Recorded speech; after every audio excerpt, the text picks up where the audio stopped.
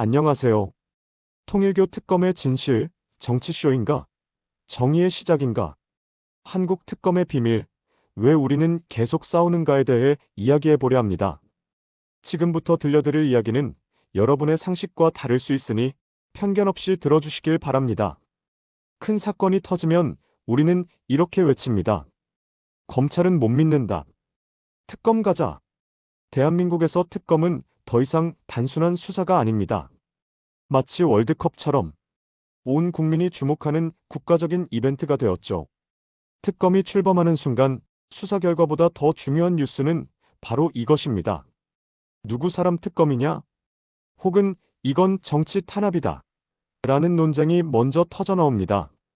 전 국민의 99%가 어제 뉴스 봤어?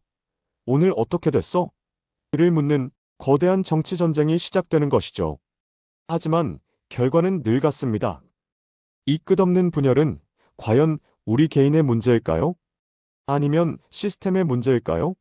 우리는 왜 법적 안전장치가 아닌 정치 전쟁의 도구를 갖게 되었을까요? 서로를 향해 정치 보복이다.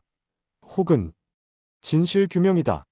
라고 외치는 이 싸움은 언제쯤 끝이 날까요? 먼저 미국을 비교해 보겠습니다. 미국의 특검은 법이 일하게 하라는 원칙을 따릅니다.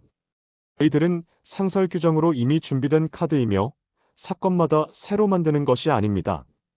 또한 법무부 규정에 따라 임명되므로 정치적 개입이 최소화됩니다. 여야 협상도 없고 대통령이 특검을 해임하는 것도 매우 어렵죠. 특검의 역할은 오직 팩트를 쌓는 것에 한정되고 정치적, 법적 판단은 의회와 법원이 각자의 역할을 합니다. 워터게이트 사건 당시 특검은 닉슨 대통령을 직접 수사했고 결국 그의 잦은 사임으로 이어졌습니다. 이는 정치권이 함부로 건드릴 수 없는 특검의 힘을 명확히 보여준 사례입니다. 다음으로 일본의 경우입니다.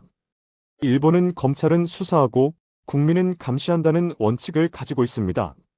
한국식 특검 제도가 거의 없으며 정치인이 연루되어도 기존 검찰이 수사를 끝까지 담당합니다. 대신 일본의 핵심은 바로 검찰심사회입니다. 검찰이 불기소하면 시민이 기소하라고 요구할 수 있는 강력한 시민 통제 장치가 작동합니다. 수사는 조용히 진행되고 국민은 뒤에서 이를 감시하는 구조를 통해 사건이 정치적 이벤트로 비화하는 것을 막습니다. 반면 한국은 모든 것이 정치적 협상으로 이루어집니다. 한국의 특검은 사건마다 새로 만드는 임시 특검입니다. 법적 안전장치라기보다는 이길 때까지 던지는 정치 카드처럼 소비되죠. 또한 여야의 추천과 대통령 임명이 없이는 시작조차 불가능합니다. 출범부터 누구 사람인가라는 논쟁이 시작되는 구조입니다. 임명식은 생중계되고 특검의 얼굴과 이름은 전 국민이 단 3시간 만에 알게 되는 하나의 정치 쇼가 됩니다. 선진국의 특검이 법적 장치로 인식되는 반면 한국 특검은 출범부터 정치 이벤트로 시작되는 것이 이 모든 차이를 만들어냅니다. 그럼 세 나라의 결정적 차이를 한눈에 살펴보겠습니다. 미국의 특검은 상설 규정으로 법무부 규정에 따라 임명되며 정치 개입이 최소화됩니다. 일본은 기존 검찰 수사에 시민 통제가 존재하고 언론은 팩트 보도에 집중하죠. 하지만 한국은 임시 특검이며 여야 합의와 대통령 임명이라는 정치적 과정을 거칩니다. 정치 개입은 극대화되며 언론은 특검을 마치 국가 이벤트처럼 다루는 경향을 보입니다.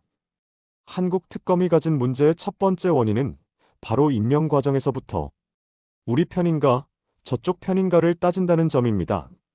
추천권은 여야에, 임명권은 대통령에게 있습니다. 이 구조는 특검을 법률가가 아닌 특정 진영의 대표 선수로 만들죠. 수사가 시작되기도 전에 저 사람은 저쪽 진영이다라는 프레임이 씌워지고 결과적으로 수사의 공정성은 첫 단추부터 의심받게 됩니다. 어떤 결과가 나와도 어느 한쪽은 불복할 수밖에 없는 환경이 조성되는 것이죠. 두 번째 원인은 짧은 기간 안에 성과를 내야 하는 압박, 그리고 이로 인한 쇼입니다.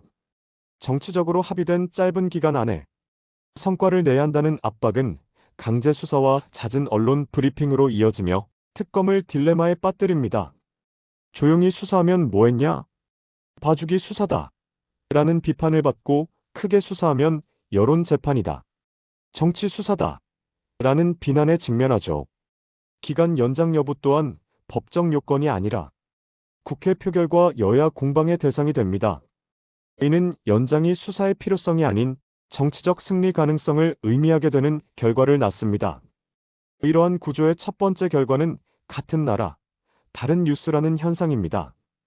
특검이라는 정치적 프레임은 언론이 같은 사건을 진영 논리에 따라 정반대로 해석하게 만듭니다. 예를 들어 어떤 사람은 경제 지표 악화와 일자리 감소 뉴스를 통해 경제가 폭망했다고 인식하는 반면 다른 사람은 해외 투자 증가와 기술 수출 뉴스에 집중하며 경제가 잘 되고 있다고 인식합니다. 두 사람은 같은 나라에 살지만 대화가 불가능한 다른 현실을 경험하게 되는 것이죠. 국민이 둘로 갈라졌다는 건 사실이 아니고 확성기가 둘이라는 게 진실입니다. 따라서 여론 통일은 불가능하고 침묵 다수를 다시 보이게 만드는 것이 중요하지 않을까요? 두 번째 결과는 바로 불신이 불신을 낳는 악순환입니다. 먼저 검찰은 전 정권 편이라는 검찰 불신에서 시작해 정치적 중립의 상징으로 특검을 요구합니다. 하지만 임명 과정과 수사 방식 자체가 정치 이벤트가 되며 특검은 정치화됩니다. 결국 어느 한쪽은 특검의 결과를 정치 보복 또는 봐주기로 규정하며 불복하고 이는 특검마저 믿지 못하게 만들면서 사법 시스템 전체에 대한 불신을 더욱 심화시키는 악순환으로 이어집니다. 그렇다면 이 문제의 해법은 무엇일까요? 바로 정치는 빠지고 법이 일하게 하라는 원칙을 세우는 것입니다. 우리의 목표는 한국 특검을 정치적 카드에서 진정한 법적 안전장치로 바꾸는 것입니다. 이길 때까지 던지는 카드나 여야 협상의 산물이 아니라 필요할 때 자동으로 발동하고 정치권이 개입할 수 없는 절차를 확립해야 합니다. 개혁하면 오히려 특검 관련 뉴스가 줄어들 것입니다. 수사가 조용해질수록 법이 잘 작동하고 있다는 증거이기 때문이죠. 새로운 규칙을 위한 세 가지 핵심 개혁 방안을 제시해 볼까요? 첫째, 자동 발동 시스템입니다.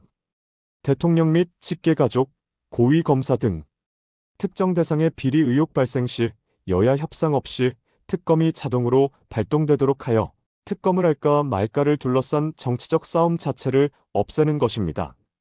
둘째, 독립적 임명입니다. 국회가 아닌 사법부나 독립위원회가 특검을 임명하여 누구 사람 특검이냐는 논쟁을 원천 차단하고 정치적 중립성을 확보해야 합니다. 셋째, 역할 명확화입니다. 특검의 역할을 사실 규명으로 한정하여 기소 및 처벌 여부는 법원과 의회가 각자의 역할에 따라 판단하게 함으로써 특검이 모든 것을 해결해야 한다는 부담을 덜어주어야 합니다. 이러한 개혁이 가져올 미래는 무엇이 달라질까요? 현재는 시끄러운 정치 공방과 미디어, 서커스 속에 누가 이기는가에만 집중하며 깊은 불신과 사회적 분열을 초래합니다. 하지만 개혁 후에는 조용하고 전문적인 법적 절차를 통해 사실은 무엇인가에 집중하게 될 것입니다. 그 결과 예측 가능성이 높아지고 절차에 대한 신뢰를 회복할 수 있습니다. 핵심은 이것입니다. 역설적으로 특검 개혁의 성공은 특검 뉴스가 더 이상 신문 일면 톱 기사가 되지 않는 것입니다. 법조 기사처럼 조용하고 때로는 지루해지는 것이 정상적인 특검의 모습입니다. 우리의 진짜 싸움은 진영 간의 싸움이 아닙니다. 더 나은 규칙을 만드는 싸움입니다.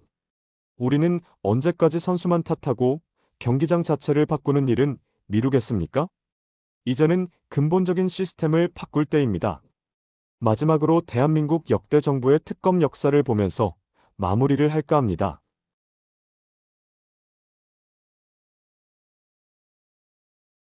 이 영상이 도움되셨다면 좋아요와 구독 부탁드립니다. 그리고 댓글로 여러분의 생각을 남겨주세요.